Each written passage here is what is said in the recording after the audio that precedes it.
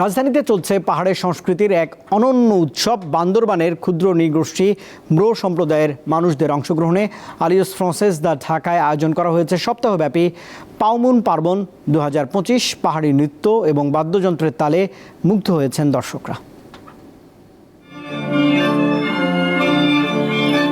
ঢাকার ব্যস্ত নগর জীবনের মাঝেই যেন উঠে এসেছে পাহাড়ের ছোঁয়া। রঙিন শিল্পকর্ম, বাঁশের কারুশিল্প আর শিশুদের হাসিতে প্রাণ পেয়েছে এই উৎসব।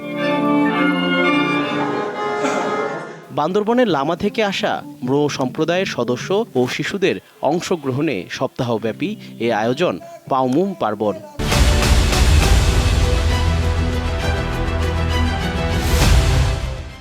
ম্রো ভাষা, সংস্কৃতি চর্চা এবং শিশু শিক্ষার উন্নয়নে লামায় অবস্থিত পাউমুন থারকলা বিদ্যালয়ের শিক্ষার্থীরা এই আয়োজনে অংশ নিয়েছেন। পাউমুন থারকলা স্কুলটা হচ্ছে ম্রো জাতিগোষ্ঠীর শিশুদের জন্য, কারণ এই জাতিগোষ্ঠীটা হচ্ছে পাহাড়ের সবচেয়ে লোকালয়ের বাইরে থাকে এবং তারা সব দিক দিয়ে হচ্ছে পিছিয়ে। প্রথমবার এত বড় একটা প্রোগ্রামে আসা আমাদের ম্রো কমিউনিটি থেকে, আমাদের ঐতিহ্য যেগুলো আছে ইনস্ট্রুমেন্ট থেকে শুরু করে নাচ গান যা আছে আমরা ঢাকার মানুষজনদেরকে দেখানোর চেষ্টা করতেছি।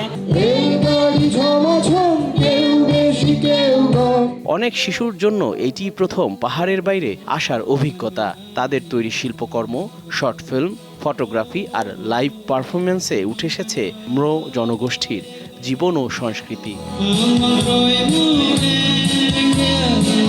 এই আয়োজন শুধু একটি উৎসব নয়, এটি পাহাড় ও শহরের মাঝে সাংস্কৃতিক সেতু বন্ধন তৈরি করেছে বলে মনে করছেন আয়োজকরা।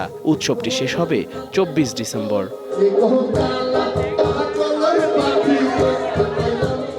জহিরুল মোহসান, দীপ্ত সংবাদ, ঢাকা।